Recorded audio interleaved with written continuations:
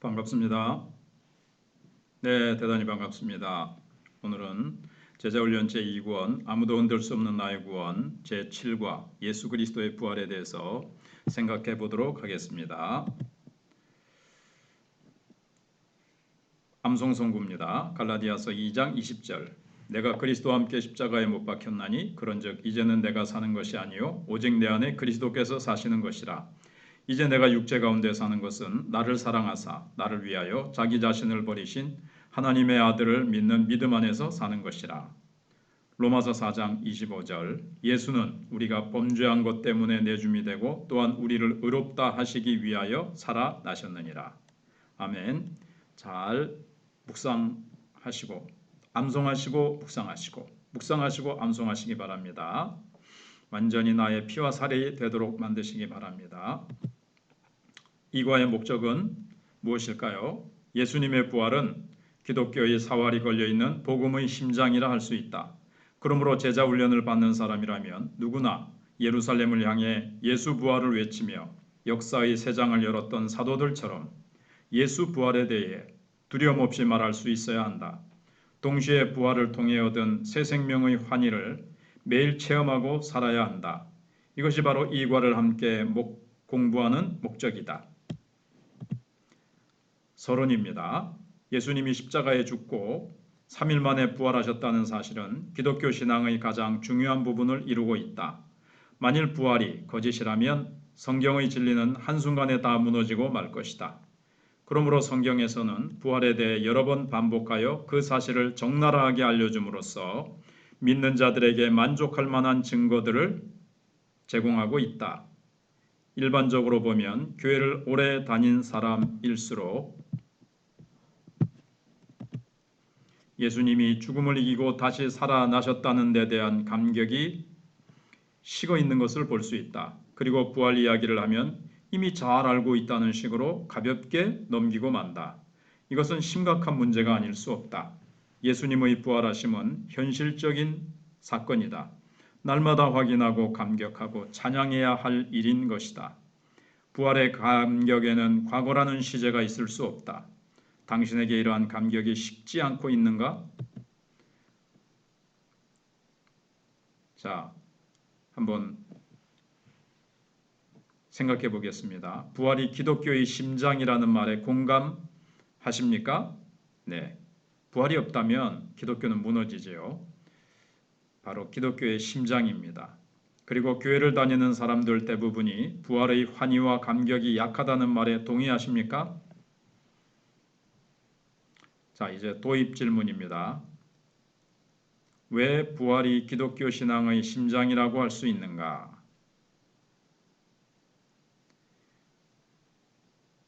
예수님께서 죄와 사망의 권세를 깨뜨리시고 예수님이 부활하셨기 때문에, 예수님이 지금도 살아계시기 때문에 또 너무나도 많은 사실들이 있지요. 그래서 기독교 신앙의 심장이라고 할 수 있습니다. 당신은 어느 정도 부활의 감격을 가지고 신앙생활을 하고 있습니까? 깊이 한번 생각해 보시는 시간이 되시기 바랍니다. 본문 내용입니다. 1번. 예수님의 부활은 세상에서 가장 많은 증인을 확보하고 있는 진실 중의 진실이다. 바울은 여기에 대해 어떻게 말하고 있는가? 고린도전서 15장 3절로 8절에서 살펴보라. 자, 밑에 있는 말씀 생각해 보겠습니다. 내가 받은 것을 먼저 너희에게 전하였노니 이는 성경대로 그리스도께서 우리 죄를 위하여 죽으시고 장사 지낸 바 되셨다가 성경대로 사흘 만에 다시 살아나사 게바에게 보이시고 후에 12제자에게와 그 후에 500여 형제에게 일시에 보이셨나니 그 중에 지금까지 대다수는 살아있고 어떤 사람은 잠들었으며 그 후에 야고보에게 보이셨으며 그 후에 모든 사도에게와 맨 나중에 만삭되지 못하여 난 자 같은 내게도 보이셨느니라. 자, 그러면 1번 성경대로 사흘 만에 살아났다는 말씀은 무엇을 이야기하는 것입니까? 네, 참고로 사도행전 2장 25절로 32절을 참고로 하실 수가 있습니다. 이건 여러분들이 한번 찾아보시고요. 성경대로는 구약에 예언된 그대로 성취되었음을 의미합니다. 그러니까 구약의 예언이 어디에 되어 있죠? 많이 있지만 십자가에서의 죽음이 시편 22편 1절로 22절에 나타나 있습니다. 그리고 이사야 53장에 있지요. 그가 찔림은 우리의 허물을 인하며 하면서 쭉. 그 다음에 이제 부활에 대해서 구약 성경에 예언이 되어 있습니다. 시편 16편 8절로 11절에 나타나 있습니다. 여러분들이 찾아서 읽어보시면 참 좋을 것입니다. 제가 읽어주면 좋겠다고요? 자, 그러면 시편 16편 8절로 11절을 읽어드리겠습니다. 내가 여호와를 항상 내 앞에 모시며 그가 나의 오른쪽에 계심으로 내가 흔들리지 아니하리로다. 이러므로 나의 마음이 기쁘고 나의 영도 즐거워하며 내 육체도 안전히 살리니 이는 주께서 내 영혼을 스올에 버리지 아니하시며, 여기 스올에 버리지 아니하시며가 이제 죽음에 내던져 영원히 멸망치 아니하시고 주의 거룩한 자를 멸망시키지 아니하실 것입니다. 그리고 주께서 생명의 길을 내게 보이시리니, 주의 여기 생명의 길이 이제 부활을 얘기하고 있습니다. 그리고 주의 앞에는 충만한 기쁨이 있고 주의 오른쪽에는 영원한 즐거움이 있나이다. 이게 이제 예수님의 부활에 대해서 예언하고 있는 말씀입니다. 내 영혼을 특별히 스올에 버리지 아니하시며, 주의 거룩한 자가 메시아죠. 메시아가 무덤에 던져져서 영원히 멸망치 않으신다는 부활하시게 될 거란 말씀입니다. 그 다음 보겠습니다. 예수님에게 일어난 사건은 전부 구약의 여기 예언과, 여기 개약 잘못됐습니다. 구약의 예언과 일치하지 아니하면 안 된다. 그래야 그가 하나님께서 수천 년 전부터 약속하신 메시아라는 사실이 증명될 수 있기 때문이다. 만일 그가 한 가지라도 구약과 충돌하면 그의 메시아직은 심각한 도전에 직면하고 말 것이다.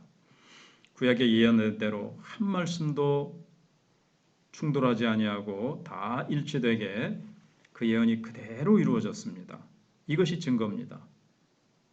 하나님이 하시지 않고는 이런 일이 있을 수가 없는 거죠.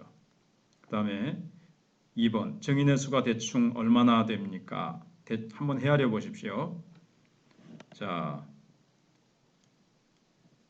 앞에 잠깐 그 말씀을 한번 볼까요? 저기 고린도서 15장 여기 성경마대로 다시 살아나사 5절에 게바 12제자, 그 다음에 500여 형제, 그리고 야고보, 그 후에 모든 사도에게와 난자 같은 4개도 보이셨다 그랬잖아요. 자, 다시 돌아와서 보면 12제자, 500여 형제, 바울, 야고보 이름 빼놓고도 그렇습니다. 여자들의 증거 사례가 모두 생략되어 있습니다. 그 이유를 한번 토의해 보십시오. 생각해 보십시오. 놀랍게도 여자 증인은 전부 다 생략이 되었습니다. 복음서는 부활의 최초 증인인 여자들의 이야기를 자랑스럽게 기술하고 있는데 바울은 그렇게 하지 않고 있습니다. 아마 이것은 통계 자료에 어린이와 여자의 수는 넣지 않던 당시 관례를 따른 것이 아닌가 합니다. 그리고 어쩌면 바울은 여자 증인을 빼놓아도 부활의 진실성을 변호할 수 있는 증인의 수가 너무 많다고 생각했는지 모른다 하는 것입니다. 자, 그 다음에 4번입니다. 율법에서는 어떤 사건의 진실 여부를 가리기 위해 최소한 몇 명의 증인을 요구하고 있습니까? 신명기 19장 15절에. 근데 여기에 비해 부활의 증인은 얼마나 충분합니까? 500여 형제에다가 12명에다가 이렇게 하면은 500명만 따져도 되는데, 생각해도 되는데, 여기 2명이면 충분하다 그랬어요. 신명기 19장 15절에 사람의 모든 악에 관하여 또한 모든 죄에 관하여는 한 증인으로만 정할 것이 아니요 2증인의 입으로나 또는 3증인의 입으로 그 사건을 확정할 것이며 2명 이상이면 됩니다. 자, 그렇다면 그 다음에 율법이 정하고 있는 합법적인 증인의 수는 2명입니다. 증인이 2명 이상만 있으면 합법적인 사건으로 다룰 수 있었어요. 근데 부활의 사건은 그것을 상세히 기록한 문서가 마태복음부터 요한복음까지 4개나 있고 부활하신 예수님을 직접 목격한 증인이 수백 명이나 됩니다. 이 이상 무슨 증거나 증인이 필요하겠습니까? 로마의 역사란 명저, 유명한 책의 저자인 토마스 아놀드 교수의 말을 한번 생각해 보겠습니다. 그 밑에 초록색, 인류 역사 가운데서 예수 그리스도가 다시 살아나셨다는 것을 입증하기 위해 하나님이 우리에게 보여주신 위대한 표적들보다 더 훌륭하고 완전한 증거는 찾아볼 수 없다. 이렇게 말을 했어요.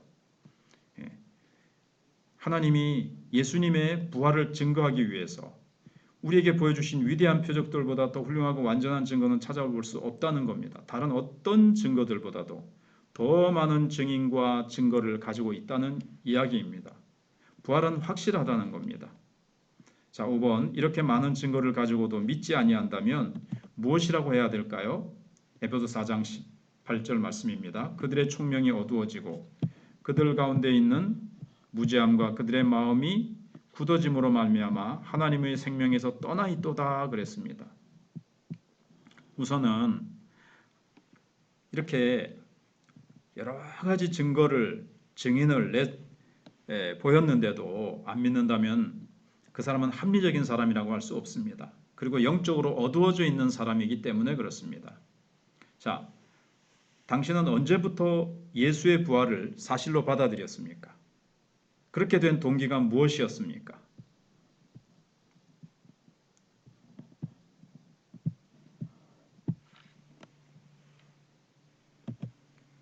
아직도 예수님의 부활을 의심하는 시험을 당하는 자가 혹시 여러분 가운데 있는지 모르겠습니다. 네, 자수하여 광명 찾읍시다.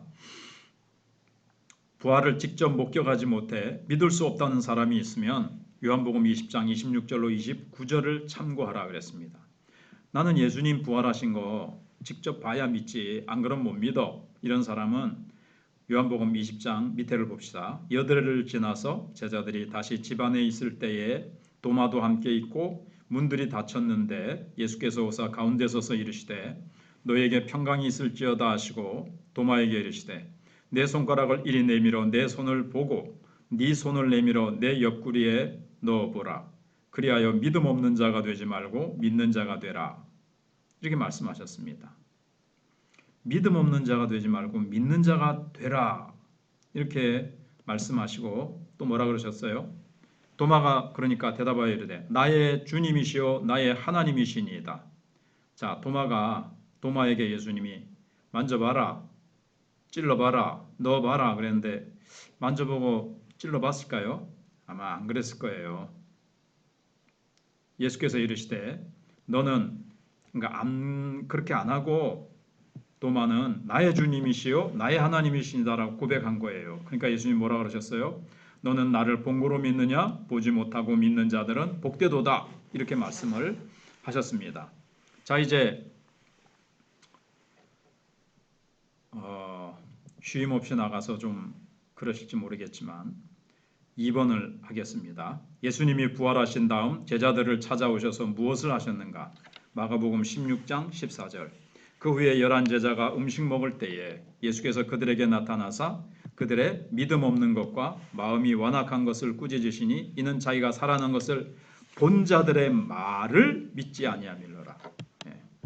본 자들이 예수님 살아나셨다 이렇게 보고 내가 봤다 이렇게 했는데도 그 말을 봤다는 말을 믿지 아니한 거예요. 증인들의 말을 믿지 않은 것에 대해서 꾸짖으셨습니다. 왜 이렇게 믿음이 없느냐? 왜 이렇게 마음이 완악해? 라고 꾸짖으셨다는 거예요. 제자들의 믿음 없음을 책망하셨습니다. 믿지 아니하는 자를 책망하면 도움을 줄 수 있습니다. 내가 그렇게 참 믿음이 없구나 하면서 믿음을 가져야지. 성령의 책망은 마음의 어두움을 몰아냅니다. 예수님은 부활을 목격한 증인들의 말을 듣고도 저자들이 믿지 아니한 점을 특별히 여기 제자들입니다. 제자들이 믿지 아니한 점을 특별히 책망하셨습니다. 중요한 것은 증인들의 말을 믿어야 한다는 사실입니다. 증인들의 말을 믿어야 돼요. 나도 직접 봐야 돼가 아니라 도마에게도 또 생각해봤죠. 이것이 우리에게 무엇을 깨우쳐주고 있습니까? 전하는 것과 듣는 것이 얼마나 중요한가를 배울 수 있습니다. 자, 전하는 것, 말로 전하는 거죠. 내가 봤다. 또는 내가 복음을 전합니다. 누군가 전합니다. 그 다음에 이제 듣는 것. 듣고 믿어야 되거든요. 예, 전해야 듣죠. 당신은 말만 듣고 믿어도 될까 하는 의심을 가진 일이 없는가? 빈무덤을 직접 보지 못한 것이 믿음을 갖는데 큰 약점이라고 생각하지 않는가? 솔직하게 마음을 열고 이야기하라. 혹시 빈무덤을 확인해 보아야 믿음이 잘 할 것 같지 않은가? 자, 예수님은 그러나 보지 못하고 믿은 자가 복이 있다. 네, 보지 못했지만 듣고 믿는 자가 복이 있다는 거예요. 이것은 듣고 믿는 것으로 만족하라는 말씀이 아닙니다. 보지 못해도 믿어야 한다는 겁니다. 보지 못해도 믿어야 된다. 우리 믿음이 더 이상 보고 듣는 것으로 흔들리면 안 된다는 말입니다. 네, 말씀 위에 딱 굳게 서서 그것을 믿어야 된다는 겁니다. 자, 2번. 당신은 이런 책망을 받지 아니해도 된다고 생각하는가? 부활하신 주님에 대한 신뢰는 믿음의 기초를 든든하게 해주기 때문에 반드시 해결하고 넘어가도록 합시다. 부활하신 주님, 지금도 살아계신 주님, 돌아가시고 안 계신 하나님 주님이 아니라 부활하셨다는 말은 지금도 살아계시다. 지금도 나의 기도를 들으시고 나를 위해 기도하시고 지금도 나와 동행하시는 예수님, 언제나 내 곁에 계시는 예수님, 세상 끝날까지 나와 함께 하시는 살아계신 예수님이란 그 믿음을 가져야 든든하게 되겠죠. 믿음의 기초가. 누가복음 24장 25절로 27절입니다. 이르시되 미련하고 선지자들이 말한 모든 것을 마음에 더디 믿는 자들이여, 그리스도가 이런 고난을 받고 자기의 영광에 들어가야 할 것이 아니냐 하시고, 이에 모세와 모든 선지자의 글로 시작하여 모든 성경에 쓴 바 자기에 관한 것을 자세히 설명하시니라.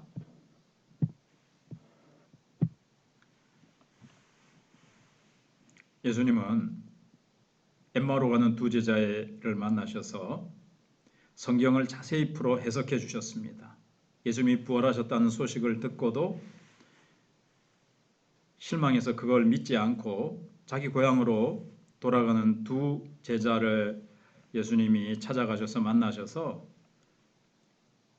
부활에 대해서 성경을 풀어 해석해 주셨다는 겁니다. 예수님은 구약을 일컬어 뭐라 그러셨어요? 선지자들이 말한 모든 것 그랬고, 모세와 모든 선지자의 글로 시작한 모든 성경에 쓴 바 자기에 관한 것을 자세히 말씀하셨다 그랬는데, 여기 시편 선지자의 글 율법으로 이제 구약을 말씀하고 있거든요. 왜냐하면 당시에는 오늘날처럼 구약이란 이름이 없었어요. 그래서 그냥 구약을 말할 때 선지자들의 글, 모세가 말한 것, 모세와 시편과 선지자들의 말한 것, 이렇게 좀 길게 얘기를 했어요. 거기에 나의 죽음과 부활에 대해서 얘기한 것을 너희들이 모르느냐? 이렇게 말씀하셨어요. 거기 다 기록된 대로 이 일이 일어난 것이 아니냐? 이런 뜻이에요. 근데 여기 보면 정말 놀라운 사실이 한 가지 있습니다. 예수님이 부활의 진실성을 무엇으로 증명하시는지 보십시오.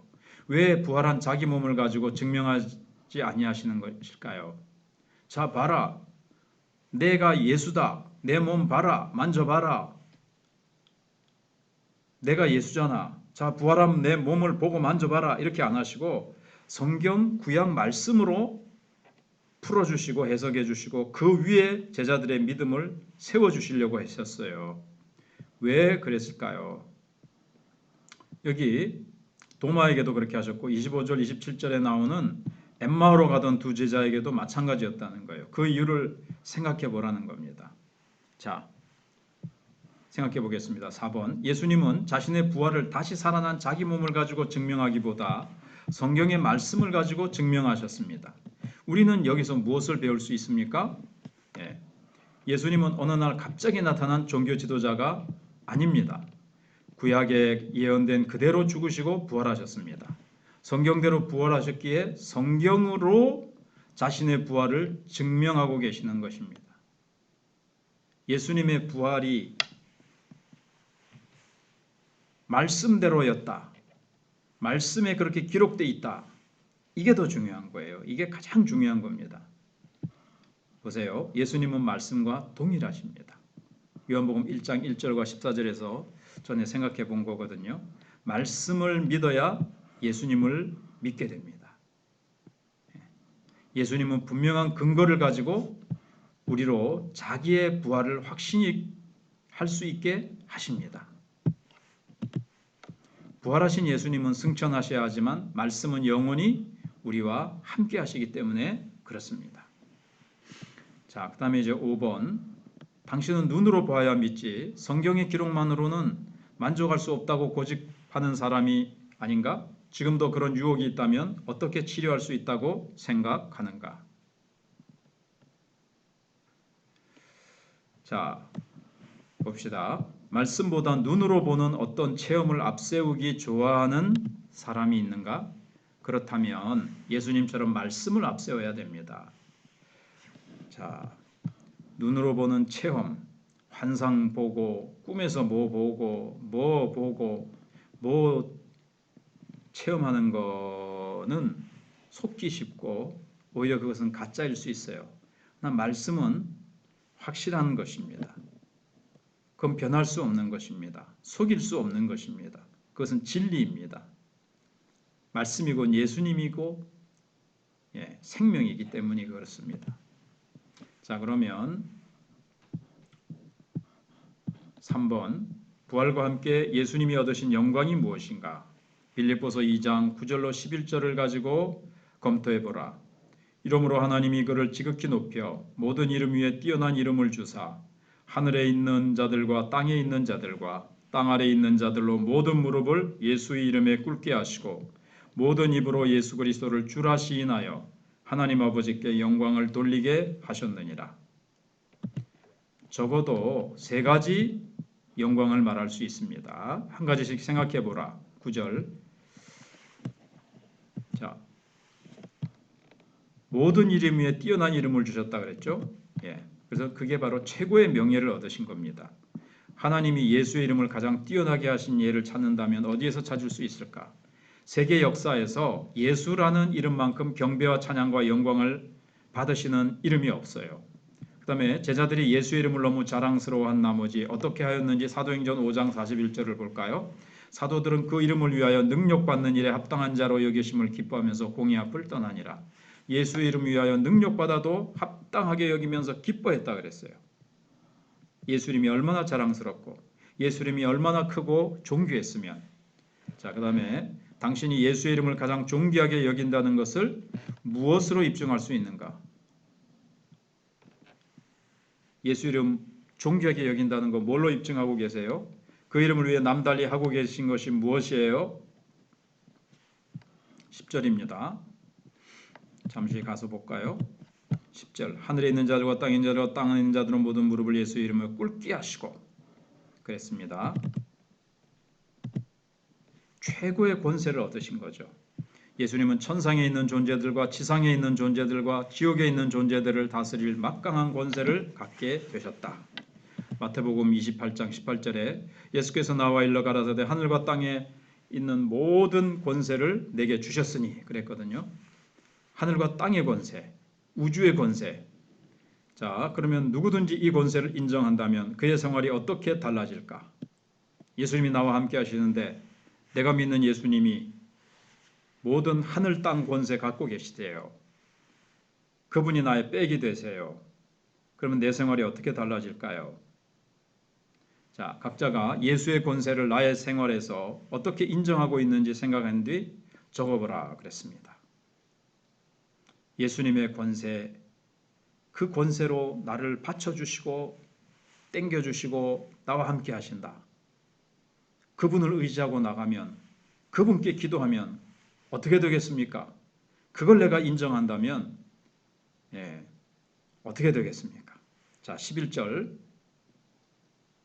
자, 적어보세요. 잠깐 스탑시키고 적으시면 됩니다. 저는 계속 나가겠습니다. 11절. 하나님께 최고의 영광을 드리셨다. 11절에 있는 내용입니다. 11절 제가 또 돌아가서 하지 않고 여러분 성경책 펴놓고 보세요. 아니, 여러분 책에 그 교재에 다 성경 구절 먼저 다 적어 놓으셨죠? 안 적어 놓으셨으면 지금이라도 다 적어 놓으시고 이거를 들으시면서 적어 놓은 성경 구절 보시면서 하셔야 됩니다. 예수님은 자기를 주님으로 고백하는 새 백성을 만들어 하나님께 이 영광을 돌리고 계신다. 새로운 백성인 교회가 확장되면 될수록 하나님은 더 큰 영광을 받으실 것이다. 그랬습니다. 그래서 2번, 우리가 하나님께 영광을 돌리기 위해서는 먼저 예수 그리스도를 주로 영접하고 고백해야 합니다. 11절, 왜 예수를 주님으로 고백하지 않으면 하나님께 영광을 돌릴 수 없는가?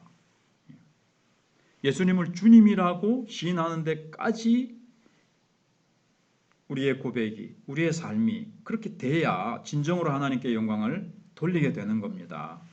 그러한 고백이 없이는 아무리 예배를 드려도 하나님께 영광이 돌아갈 수 없습니다. 돌릴 수 없습니다. 자, 그렇다면 당신은 참으로 예수 그리스도를 주님으로 고백합니까? 내 모든 것이 주인님의 것입니다. 이렇게 고백하세요. 예수님이 주인님이시다 하는 건 나는 예수님의 종이라는 거거든요. 예수님의 모든 말씀의 뜻에 내가 순종합니까? 순종은 안 하면서 그냥 고백만 한다? 진정한 고백이 아니라는 뜻이죠. 자, 3번입니다. 당신은 주님이 부활과 함께 받으신 영광을 생각할 때마다 무엇을 느끼고 생각하는가? 부활과 함께 받으신 그 예수님의 영광, 그걸 다 생각할 때 뭘 느끼고 생각하세요? 네. 우리가 주님의 영광과 하나님의 영광을 더 높이려면 잃은 양들을 찾아 부활의 주님 앞에 무릎을 꿇어 엎드리게 해야 합니다. 많은 잃어버린 영혼들이 예수님을 찾아서 정말 예수님의 그 복음의 능력을 힘입고 새 생명을 얻어서 기뻐하면서 그들이 감격하면서 주님을 찬양하고 주님을 높여드리는 그것이 바로 우리가 이제 생각해야 될 거죠. 당신은 예수님의 이 영광을 실제 생활에서 받아들이고 있는가?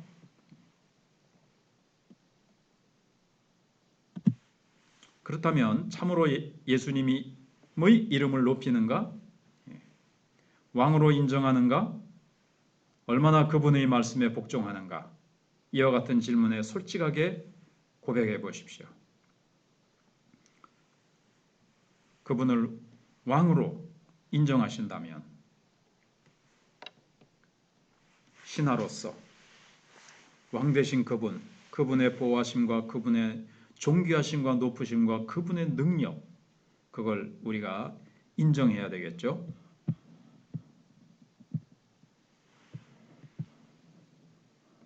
자, 그 다음에 4번 보겠습니다. 예수님의 부활이 우리에게 가져다 준 축복은 무엇인가? 로마서 4장 25절, 오늘 암송한 구절이죠.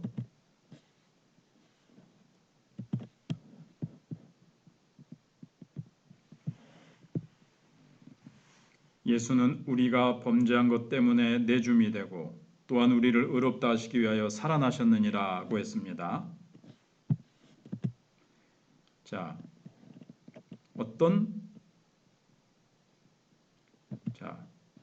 우리에게 가져다 준 축복이 뭐냐 하는 거예요. 네, 의롭다함을 얻었습니다.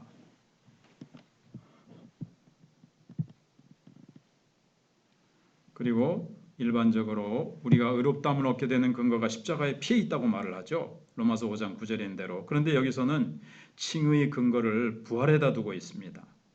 이것은 조금 더 이상한 것이 못 됩니다. 왜냐하면 십자가 부활은 하나로 묶여있는 사건으로서 사실은 서로 떼어놓고 생각할 수 없는 것입니다.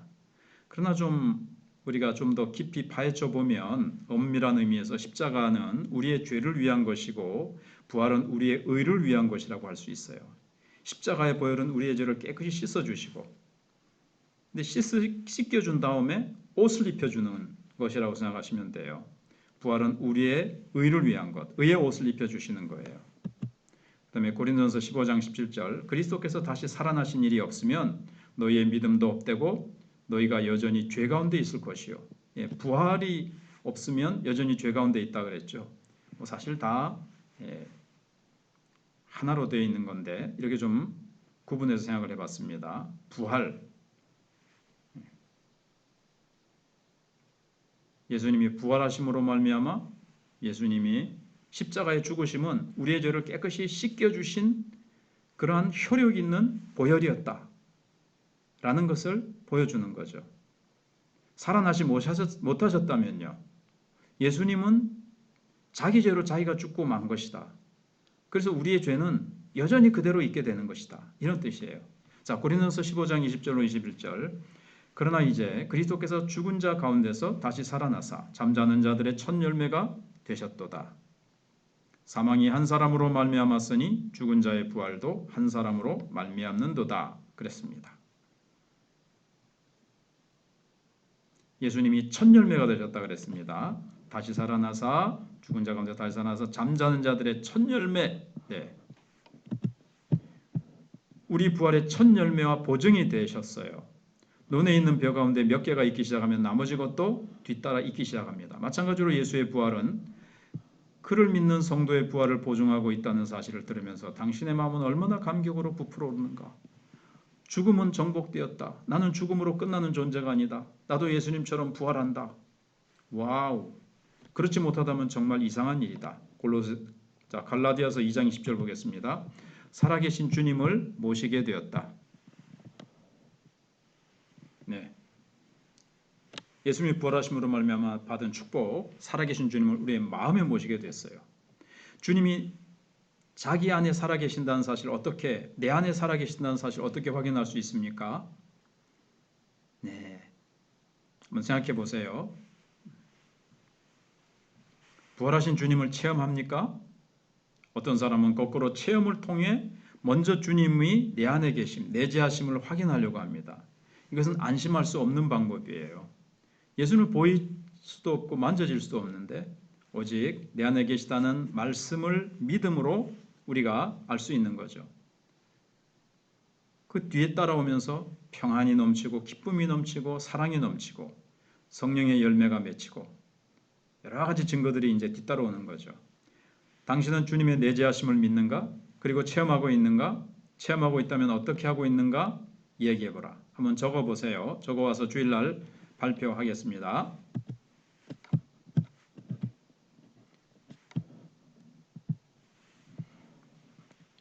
예수님은 다시 살아난 자기를 제자들이 보는 앞에 그날에는 아무도 빼앗아갈 수 없는 큰 기쁨으로 기뻐할 것이라고 말씀하셨습니다. 요한복음 16장 22절에.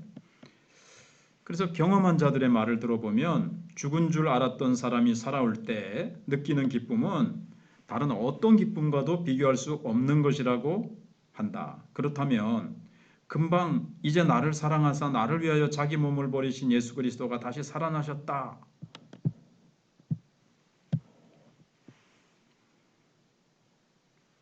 는 소식을 듣고 또 그것을 듣고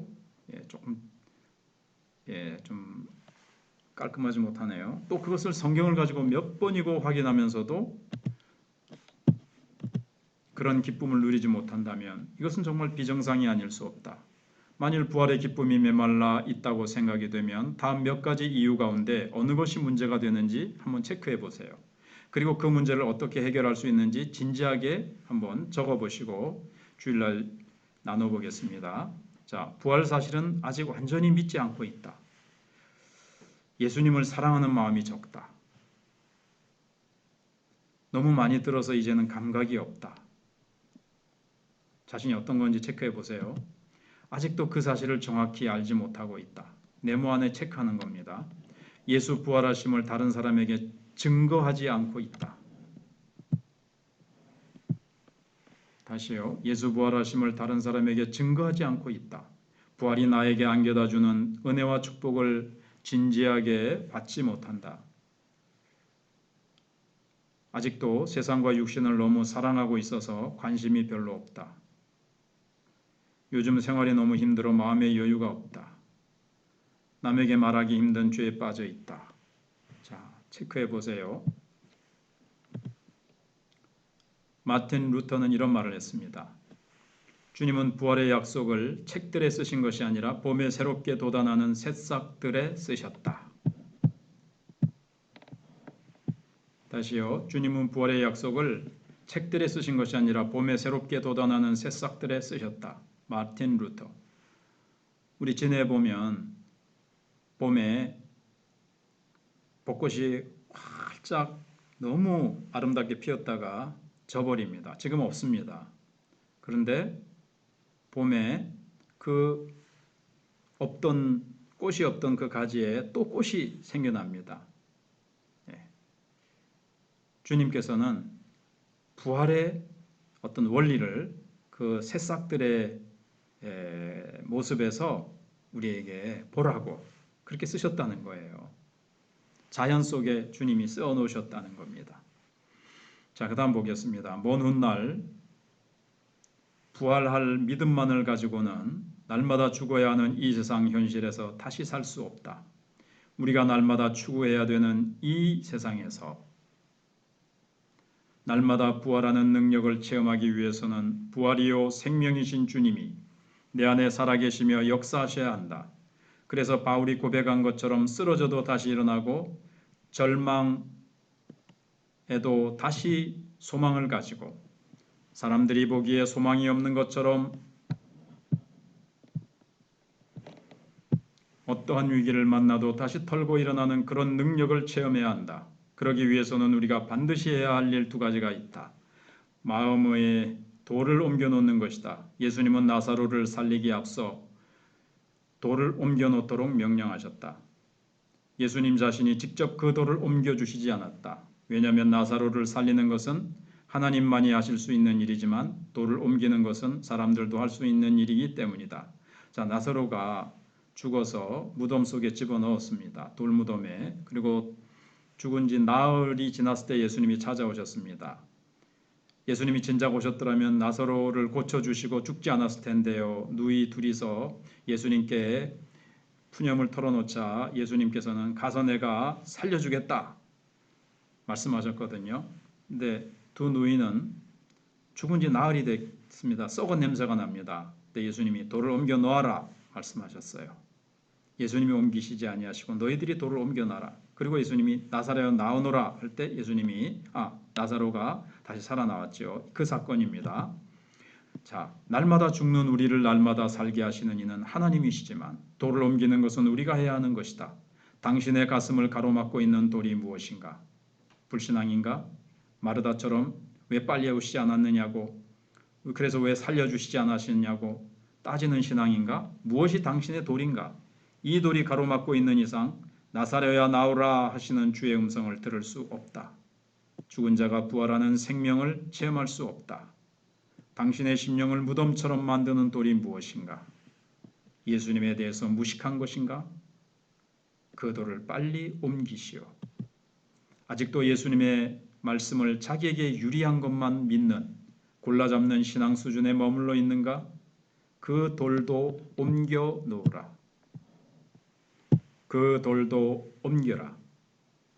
그럴 때 주님은 드디어 당신의 심령을 향해서 나사로야 나오라 하고 외치실 것이다.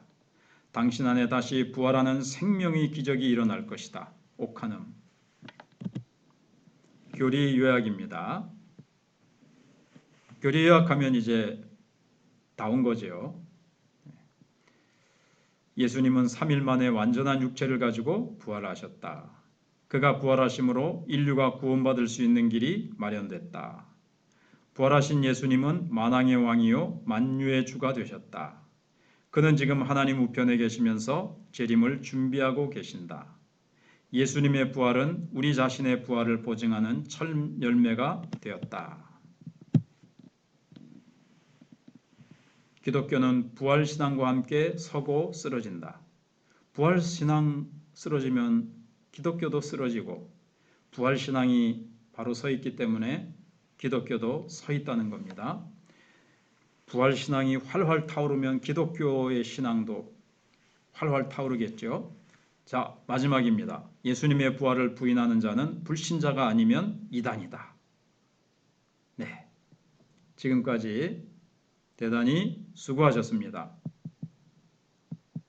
부족하다고 느끼시면 한 번 더 들어보시고 또 이제 책에다 적어 놓으신 거 이거 꼭 안 들으셔도 다시 한번 읽어보시고 눈으로 쭉 훑어보시고 그 중에서 기도해야 될 제목들 내가 부족한 부분들 붙들고 부활신앙 더 확실하고 뜨겁게 내 속에서 확실하게 이렇게 자리를 잡고 뿌리를 내리고 자라도록 기도하십시오. 지금까지 수고하셨습니다. 할렐루야 아멘.